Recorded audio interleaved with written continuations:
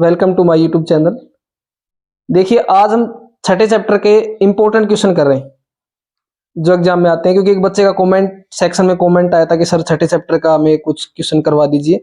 तो मैं वो क्वेश्चन छठे चैप्टर के क्वेश्चन आपको कुछ इंपॉर्टेंट क्वेश्चन जो है एग्जाम में आते हैं बार बार में वो करवा रहा हूँ, तो ध्यान से देखना। इन 6 चैप्टर में हम जो जो क्वेश्चन आएंगे मैं आपको बताऊंगा। आज हम 6 चैप्टर के कुछ इंपॉर्टेंट क्वेश्चन शॉर्ट में करने वाले हैं।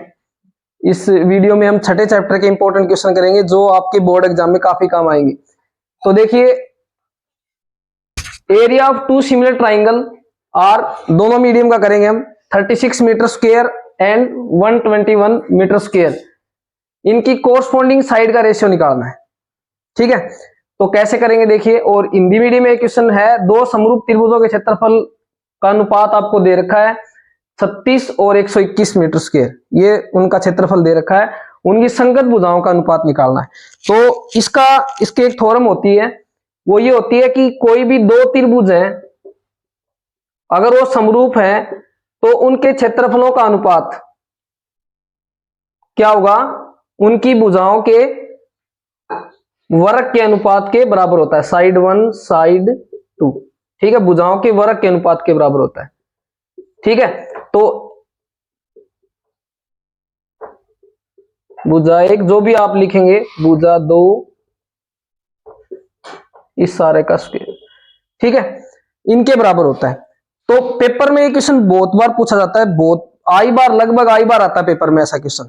ठीक है, क्या है कि अभी इस क्वेश्चन में आपको दिया क्या है, इनका क्षेत्रफल दे रखा है 36 और 121 और आपको भुजाओं का, संगत भुजाओं का अनुपात पूछा है, कोरस्पॉन्डिंग साइड का रेशियो पूछा है। तो आप आराम से निकाल सकते हैं 36 साइड 1 बटे साइड 2 इसका होल स्क्वायर, और जैसे ही स्क्वायर को साइड में लेके जाते हैं तो वर्गमूल कितना आएगा, 36 बटे 121 कितना आएगा, 6 बटे 11। मतलब उनकी भुजाओं का अनुपात क्या आएगा, 6:11। सिंपल वे में, ये तो मैंने आपको सीधा बताया, वैसे आप सीधा देख के भी कर सकते हैं। अगर भुजाओं का अनुपात अगर आपको दे रखा है और दो त्रिभुज अगर समरूप हैं, सिमिलर्स हैं, तो आपको क्या करना है, सिंपल सा है, उनकी भुजाओं का वर्ग कर देना। अगर उनका क्षेत्रफल का अनुपात पूछा है तो, अगर एरिया का अगर रेशियो पूछा है तो, अगर आपको एरिया का रेशियो दे रखा है और अगर भुजाओं का निकालना है तो आपको उनका क्या कर देना है, वर्गमूल कर देना है। ये सिंपल ट्रिक है आपकी। ठीक है, ये क्वेश्चन एग्जाम में पूछा ही पूछा जाता है। मतलब इसमें आपको क्या दिया हुआ है, दो सिमिलर ट्राइंगल का आपको क्षेत्रफल दिया हुआ है, और अगर आपको भुजाओं का पूछे तो, अगर आपको भुजाओं का पूछे तो आप क्या करोगे, उसका वर्गमूल कर दोगे, क्षेत्रफल का दे रखा है तो। ये पेपर में ऑप्शन में भी आ जाता है। अगर 1 मार्क्स में आता है तो आप बिल्कुल शॉर्ट ट्रिक्स में करेंगे, ज्यादा लंबा नहीं करेंगे इसको, बिल्कुल सिंपल है। अगर आपको क्षेत्रफल का दे रखा है, क्षेत्रफल का अनुपात दे रखा है और भुजाओं का पूछा है तो आप क्या कर दोगे, क्षेत्रफल वाले का वर्गमूल कर दोगे। और अगर आपको क्षेत्रफल का अनुपात पूछा है और भुजाओं का अनुपात दे रखा है तो उनका क्या कर दोगे, स्क्वायर कर दोगे, वर्ग कर दोगे। जैसे क्वेश्चन दिया हुआ है, आपको बताता हूं, एनसीईआरटी क्वेश्चन ही है ये, कि दो समरूप त्रिभुज के भुजाओं का अनुपात है 4:9 है, तो त्रिभुज के क्षेत्रफल का अनुपात क्या होगा। क्षेत्रफल का अनुपात पूछा, अब की बार किसका दिया हुआ है, भुजाओं का अनुपात है ये 4:9, और आपको 1 नंबर में क्वेश्चन पूछा, ऑप्शन में पूछा है, तो आप इनका क्या कर दोगे, वर्ग कर दोगे, 16:81 आ जाएगा। ऐसे करना है। और अगर आपको त्रिभुज के क्षेत्रफलों का अनुपात दे रखा और भुजाओं का पूछा होता तो उसका वर्गमूल कर देते। सिंपल, वेरी सिंपल है। अगर आपको पेपर में पूरा निकालना आ जाए, मतलब 2 मार्क्स का निकालना आता है, तो आपको सॉल्यूशन करना पड़ेगा इस तरह से। आप कोई दो त्रिभुज ले लेंगे, A B C P Q R, ठीक है, और फिर उनका अनुपात लेके उनकी भुजाओं का अनुपात ए बी बटे में पी क्यू का होल स्क्वायर वैसे निकालना पड़ेगा। जैसे मैंने यहां पर निकाला, साइड 1 साइड 2, वहां पर आप देख लेना ए बी है, पी क्यू है, जो भी। ठीक है, इस तरह से क्वेश्चन आपको एग्जाम में पूछा जाता है, या तो आपको भुजाओं का अनुपात देगा या फिर इसका क्षेत्रफल का अनुपात। ठीक है, वो आपको देखना है। और मोस्टली ये 1 मार्क्स में आता है क्वेश्चन, मोस्टली 1 मार्क्स में आता है बोर्ड में। ठीक है, अगला क्वेश्चन देखिए। अब देखो, हमें अगला क्वेश्चन करते हैं। क्या दिया हुआ, ट्राइंगल एबीसी डी एफ के क्या है, सिमिलर है या समरूप है। ठीक है, और इसका एरिया दे रखा है 64 और इसका एरिया दे रखा है 121, और आपको ईएफ दे रखी है और बीसी निकालनी। ये वाला जो क्वेश्चन है ये 2 मार्क्स में ज्यादा आता है, 1 मार्क्स में आ भी सकता है, कोई जरूरी नहीं, 2 मार्क्स में ज्यादा आता है। तो इसको कैसे सोल्व करेंगे देखिए एक बार। हमने अभी जस्ट पढ़ा है कि जो अगर दो त्रिभुज अगर सिमिलर है या समरूप है तो उनके जो त्रिभुज है का एरिया का जो रेशियो होता है वो उनकी कोरस्पॉन्डिंग साइड मतलब उनकी संगत भुजाओं के वर्ग के समानुपाती होता है। तो अभी देखो कैसे होगा, ए बी का स्क्वायर बटे डीई का स्क्वायर बराबर बी सी का स्क्वायर बटे ई एफ का स्क्वायर और ए सी का स्क्वायर बटे डी एफ का स्क्वायर। ध्यान क्या रखना है, संगत भुजाओं के। अब ऐसे लेना, मान लो ए बी का स्क्वायर तो नीचे डी का स्क्वायर लेना चाहिए, बी सी का स्क्वायर ई एफ का स्क्वायर होना चाहिए, ठीक है। ए सी का स्क्वायर तो डी एफ का स्क्वायर। आपका क्वेश्चन गलत नहीं होगा ऐसे। अब देखें क्वेश्चन में दे क्या रखा है, आपको निकालना क्या है, कौन सा भी आपसे पूछ सकता है। फिलहाल इसने दिया है ई एफ दिया है और आपको निकालना है सिर्फ बी सी, तो ये इक्वेशन हम इसके बराबर रख सकते हैं। ये अपने को दे रखा है, दोनों गिवन है अपने पास सारी चीजें, तो इनको सोल्व करेंगे। इसकी वैल्यू कितनी दी हुई है, हमें निकालना है बी सी स्क्वायर बटे में ई एफ का स्क्वायर बराबर ये अनुपात दे रखा आपको 64 बटे 121, ठीक है। जैसे ही हम इसको सोल्व करते हैं बी सी बटे ई एफ वर्गमूल को उधर लेके वर्ग को उधर लेके जाएंगे तो वर्गमूल हो जाएगा 64 बटे 121 कितना होगा 8 बटे 11। तो बी सी बराबर है 8 बटे 11 गुणा में ई एफ को उधर ले जाएंगे, हमें निकालना क्या है, बी सी निकालना है। तो 15.4 गुणा में 8 बटे 11, इनको मल्टीप्लाई कर लो, 800 के 32, 8 5 40 और 2 42, 8 एकम 8 और 4 12, 112.2 आ गए, ठीक है। 8 ठीक है, डिवाइड में 11, तो इसका आंसर हम निकालेंगे 11 एकम 11, 11 एकम 11, 11 एकम 11 मतलब 11.1 मीटर आ गया, ठीक है। तो इस तरह का जो ये वाला जो मेथड है, इस पे आपको किसी तरह से भी क्वेश्चन पूछ सकता है। जैसे हमने पहले क्वेश्चन किया था उसमें हमने क्या किया था कि उसमें क्षेत्रफल दे रखा था और आपको साइड का पूछा था, भुजा का पूछा था, भुजा का अनुपात कितना हो गया, भुजा का दे दिया, ठीक है। लेकिन अब इसमें एक भुजा पूछ लिया, आपसे ऐसे ही पूछ सकता है। मोस्ट इंपोर्टेंट क्वेश्चन है ये बोर्ड एग्जाम के लिए, ये एग्जाम में आता ही आता है कई बार, इस टाइप का क्वेश्चन आता है। इस टाइप जो ये वाली जो थ्योरम है ना, अगर दो समरूप त्रिभुजों का क्षेत्रफल का अनुपात, दो समरूप त्रिभुज हैं तो उनके क्षेत्रफलों का अनुपात हमेशा उनकी संगत भुजाओं के वर्ग के अनुपात के बराबर होता है। If two triangles are similar then ratio of their areas is equal to square of their corresponding side, ठीक है। इसके ऊपर क्वेश्चन आपको 1 मार्क्स में या 2 मार्क्स में किसी भी तरह से मिल सकता है, ठीक है। एक तो ये मेथड है जो आपके 6 चैप्टर में काम आएगा, इस पे क्वेश्चन आते हैं आपके, ठीक है। अब अगला क्वेश्चन करते हैं, 6 चैप्टर का अगला क्वेश्चन करते हैं हम। अभी तक हमने समरूप त्रिभुज सिमिलर ट्राइंगल के एरिया के ऊपर क्वेश्चन कर लिए हैं, उसी से रिलेटेड ये क्वेश्चन है। एक थ्योरम है जो एग्जाम में कई बार पूछी जाती है, यदि समरूप त्रिभुजों के क्षेत्रफल बराबर हैं तो वे त्रिभुज सर्वांगसम होती है। ये आपको सिद्ध करना है।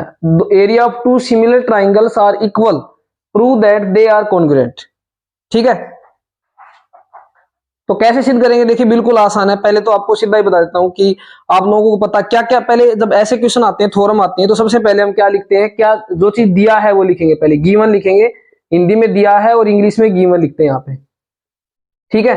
अब दिया है, कई बच्चे ये सोचते हैं इसमें दिया क्या है, क्या कैसे, कई बच्चों को कंफ्यूजन हो जाता है। तो आप इसमें आपको 2 सिमिलर ट्राइंगल दे रखे हैं। पहला तो ये दिया हुआ है, मतलब कोई भी 2 त्रिभुज ले लो आप, ए बी सी और पी क्यू आर ले लिया हमने, और दोनों क्या दी हुई है, समरूप दी हुई है। तो ए बी सी समरूप है पी क्यू आर के, पहला तो ये दिया हुआ है, ठीक है। अच्छा, यहां पर पी क्यू आर ले लो, डी एफ दोनों बराबर ही है, कोई बात नहीं, सॉरी डी एफ ली हुई हमने, तो डी एफ ले लेते हैं ट्राइंगल, ये तो हमें दिया हुआ है, ठीक है। और इनका एरिया बराबर दिया हुआ है, जो चीज दी हुई है वो लिख लेते हैं, बस सिंपल सी बात है, area of D E F triangle, ठीक है। ये हमें दिया हुआ है और फिर हम लिखते हैं, इससे क्या होता है 1 मार्क्स आपको 1 by 1 मार्क्स मिलते हैं। ऐसे सिद्ध क्या करना है, प्रूफ क्या करना है, इंग्लिश में सिद्ध करना है, प्रूफ करना, हिंदी में सिद्ध करना लिख देते हैं। यहाँ पर प्रूफ लिख दो और हिंदी में लिखेंगे सिद्ध करना, ठीक है। तो इसको कैसे सोल्व करेंगे, अब देखो, अब क्वेश्चन पे आते हैं।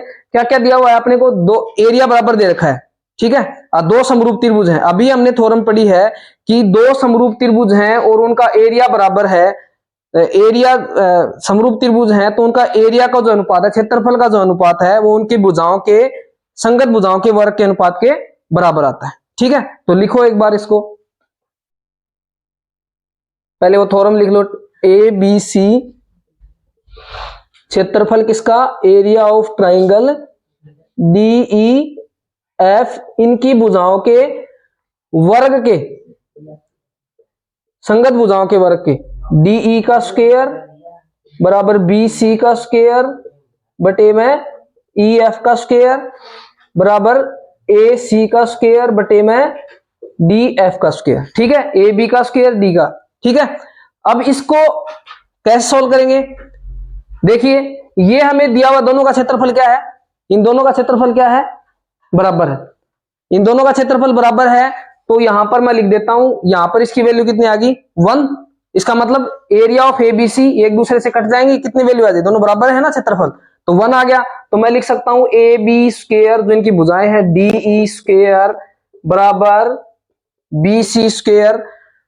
अब देखो हमने यहाँ पे सिद्ध क्या करना वो लिखना था, सिद्ध क्या करना है, ये triangle A B C congruent है डी ई एफ के, ये हमने लिखा नहीं था sorry, D A B C हमें ये सिद्ध करना है, हम यहीं पर जा रहे हैं। अब देखो कैसे, बी सी स्क्वायर बटे में ई एफ का स्क्वायर बराबर ए सी स्क्वायर बटे में डी एफ का स्क्वायर कितना हो गया, ये किसके बराबर हो गया, 1 के बराबर हो गया।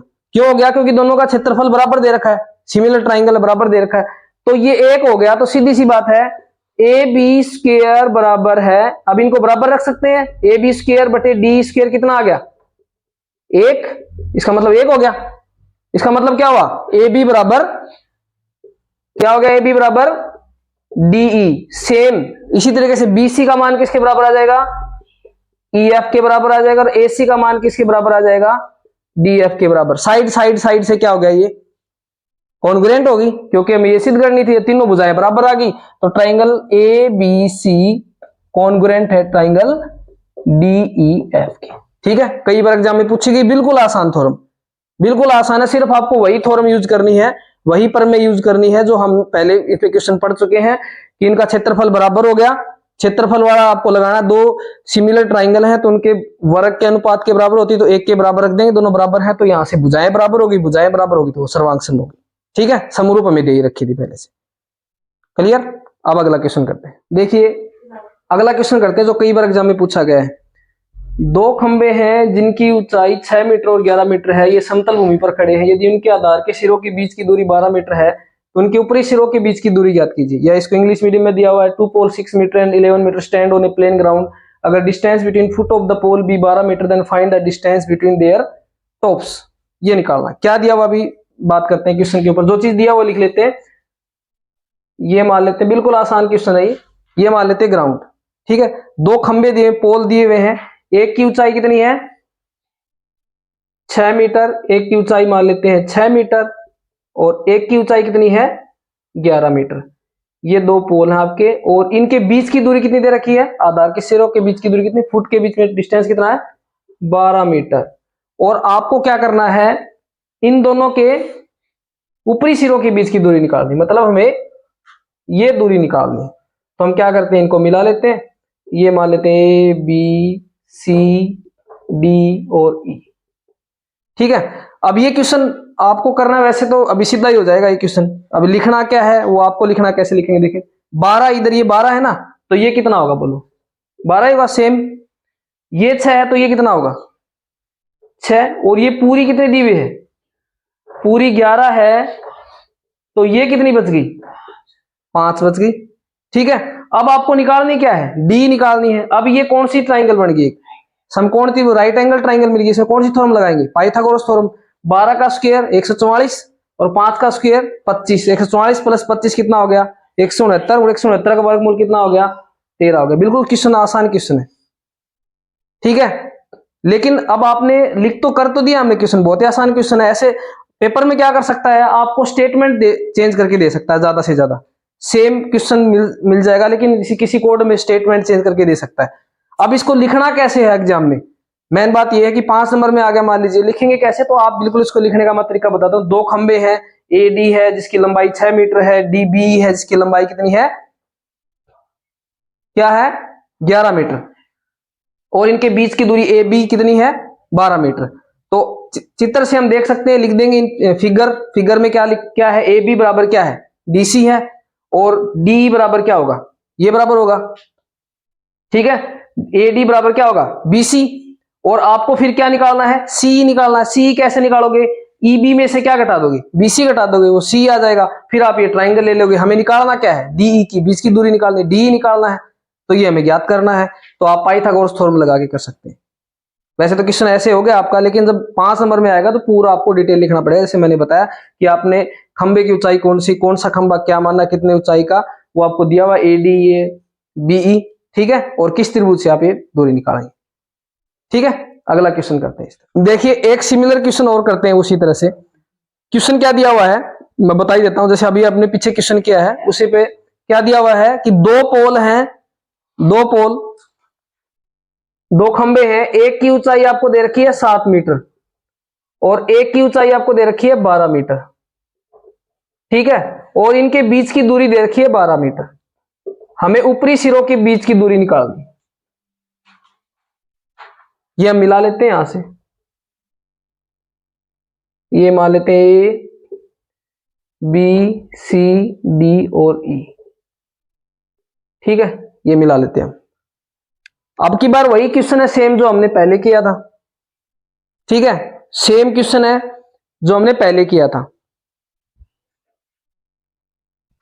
ठीक है। पहले वाले में ये दे रखे थे 7 और 6 और 11 दे रखे थे। मैंने बोला ना स्टेटमेंट चेंज हो सकती है। सेम पहले कर लेते हैं इसको। ये कितना होगा फिर 12, ये 12 है, ये 12 है, और ये पूरा दे रखा आपको 12। तो ये देखो ये वाला, ये और ये बराबर होंगे, ये 7 है तो ये कितना होगा 7 मीटर। ये कितना होगा फिर 12 में 7 गया 5। अब ये त्रिभुज में आपको डी निकालना है। सेम 12 का स्क्वायर 5 का स्क्वायर कितना हो गया 13 मीटर हो गया। वैसे तो निकल गया ये, ठीक है। अब इसमें आपको क्या क्या दिया हुआ है देखो। पहले तो पहले खंबे की ऊंचाई जो दे रखी है पहले खंबे की, ये लिख लेना। इसमें क्या दिया हुआ है 7 मीटर। दूसरे खंबे की ऊंचाई कितनी है, पहले की लिख लेना, फिर दूसरे की लिख लेना, कितनी दे रखी है 12 मीटर। उनके बीच की दूरी लिख लेना, 12 दे रखी है, ठीक है। और फिर हम देखेंगे यहां से डीसी पैरेलल खींचना पड़ेगा। एक यहां पर एक कंस्ट्रक्शन रचना करनी पड़ेगी। ये जो डीसी है ये पैरेलल खींचना पड़ेगा आपको, ठीक है, ये पैरेलल खींचना पड़ेगा आपको। और किसके पैरेलल खींचेंगे, इसके पैरेलल, तभी तो आया ना ये बराबर, ये वाला। बस ये वाली ध्यान रखनी, इसमें ये रचना करनी है आपकी DC parallel to A B, ठीक है। बाकी आपको जो मैंने बताया वही सेम। ये बराबर है तो डीसी बराबर है, हमें चित्र से दिख रहा है, एडी बराबर है ये, ठीक है। और हम सी कैसे निकालेंगे, पूरे में से ये घटा देंगे, सी आ गया। फिर हमें जो निकालना है वो क्या निकाल, दोनों के बीच की दूरी। और लास्ट में एक लाइन जरूर लिख के आए जब आप पेपर में करते हैं। तो जो आपका उत्तर आया है, तो थोड़ा अगर आपके पास टाइम है तो आप लिखें कि दोनों खंभों के ऊपरी सिरों के बीच की दूरी बराबर है 13 मीटर। ऐसे लाइन लिख के आए लास्ट में, ताकि आंसर क्लियर हो जाए टीचर को, ठीक है। Clear, distance between the upper ends of the pole is equal to 13। जो भी आपका आंसर आए वो लिख के आए। आई थिंक समझ में आ गया होगा सभी को, ठीक है। अगला क्वेश्चन करते हैं। देखो अगला क्वेश्चन ये मोस्ट इंपोर्टेंट क्वेश्चन है, ठीक है। ये एनसीईआरटी में एग्जांपल दिया हुआ है, मोस्ट इंपोर्टेंट क्वेश्चन है, लगातार 3 साल आया ये, ठीक है। कैसे करेंगे इस क्वेश्चन को देखिए ध्यान से। एक लड़की है जिसकी हाइट है 90 सेंटीमीटर। वो क्या है, walking away from the base of lamp post के बेस से वॉक कर रही है एट ए स्पीड है 1.2 metre per second. If the lamp is 3.6 metre above the ground, अगर वो लैंप 3.6 मीटर ग्राउंड से ऊपर है तो find the length of her shadow after the 4 second. उस 4 सेकेंड के बाद में उसकी जो लड़की है उसकी छाया की लंबाई ज्ञात करनी है। उस लड़की की छाया की लंबाई ज्ञात करनी है। जैसे हिंदी मीडियम में दिया हुआ है 90 सेंटीमीटर की लंबाई वाली एक लड़की बल्ब लगे खंबे के आधार से परे 1.2 मीटर पर सेकंड की चाल से चल रही है, ठीक है। तो पहले आपको ऐसे क्वेश्चन के लिए आपको पहले डायग्राम बनाना है इसका, ठीक है। तो क्या दिया हुआ, एक लैंप पोस्ट दिया हुआ है। कितनी ऊंचाई है लैंप पोस्ट की, भूमि से कितनी ऊंचाई है, ये हम मान लेते हैं भूमि, और इससे उसकी लंबाई कितनी है, कितनी लंबाई दे रखी है 3.6 मीटर, ठीक है। और उसके साथ में एक लड़की एक खंबे के आधार से कितनी चाल से चल रही है, कितने चाल से चल रही है, 1.2 किलोमीटर पर सेकंड के हिसाब से। तो मान लीजिए वो लड़की यहां है और देखिए 90 सेंटीमीटर दे रखी है लड़की की हाइट, तो इसको किसमें बदलेंगे, मीटर में बदलेंगे, कितनी आएगी 0.9 मीटर।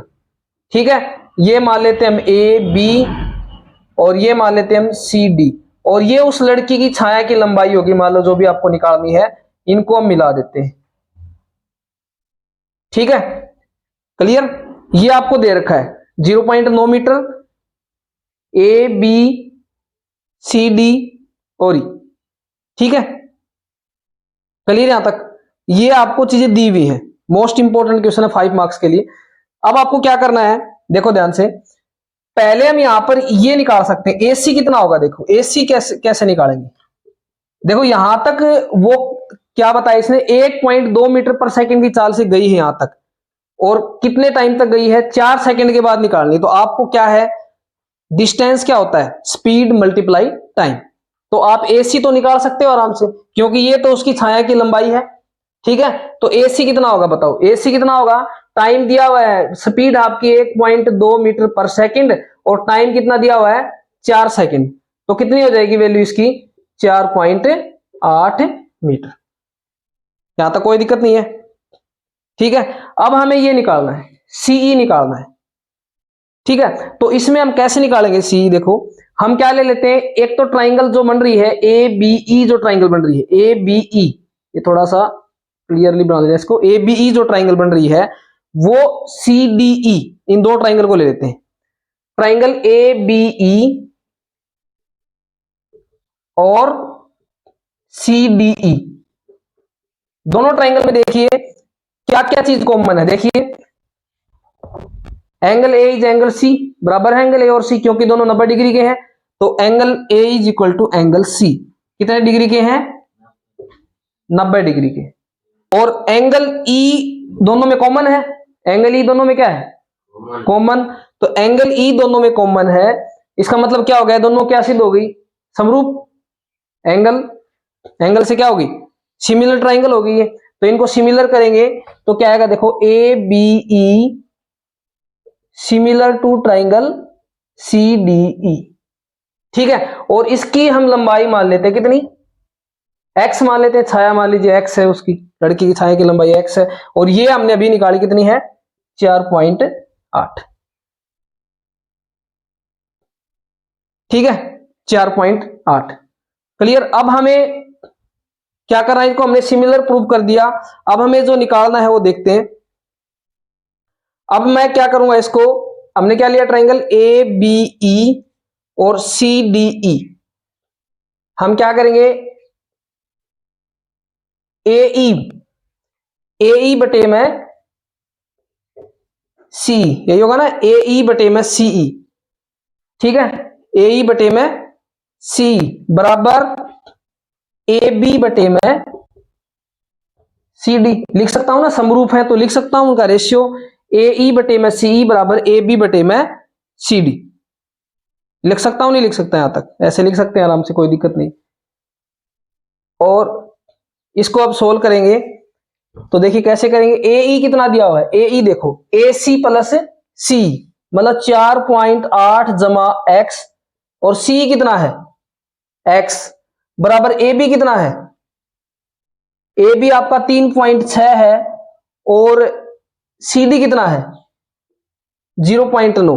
इसको सोल्व करिए, ये कट गया आपस में, 9 चौके 36, तो इसकी वैल्यू आ गई आपकी 4x बराबर है 4.8 जमा में x, आर पर गुणा कर लेते हैं, तो x को इधर लिया है, 4x में से x गया, 3x बराबर है 4.8, x कितना आ गया 4.8 को 3 से भाग करें तो कितना आएगा 1.6 आ गया। तो ये लड़की की छाया की लंबाई आ गई। ठीक है, ये बिल्कुल सिंपल क्वेश्चन था, थोड़ा सा अगर ध्यान से करें तो बिल्कुल सिंपल क्वेश्चन था। ये क्या दिया हुआ था, एक बार फिर से मैं क्विक रिवीजन में बता देता हूं आपको कि ये एक आपको लैंप पोस्ट दिया हुआ था, यहां से एक लड़की चल रही है, लड़की स्पीड जो है 1.2 मीटर पर सेकंड है, इसने प्रश्न क्या पूछा था कि 4 सेकंड के बाद उसकी जो छाया बने, क्योंकि बल्ब की से वहां से गुजर रही है तो उसकी छाया की लंबाई यही तो होगी ना, छाया की लंबाई तो ऐसे निकालेंगे, ये वाली छाया की लंबाई निकालनी थी। ये दो ट्राइंगल बनेगी ए बी ई और सी डी ई को हम क्या सिमिलर प्रूव करेंगे। सिमिलर प्रूव करने के बाद में सिमिलर कैसे प्रूव करेंगे, एंगल बराबर है और कॉमन एंगल है और एक 90 डिग्री का है। सिमिलर प्रूव करने के बाद में इनकी जो भुजाओं का अनुपात होता है वो भी बराबर आएगा। तो जिस तरह से आप जिसको जो निकालना है हमें निकालना था ए ई निकालना है, क्योंकि ए ई में तो एक्स आएगा, ए ई बटे में सी बराबर ए बी बटे में जो दे रखा है वही होगा, उसके हिसाब से अनुपात ले लो और हम किसका वैल्यू निकाल लेते हैं, एक्स की वैल्यू निकाल लेते हैं। बहुत आसानी से, बहुत इंपॉर्टेंट क्वेश्चन है।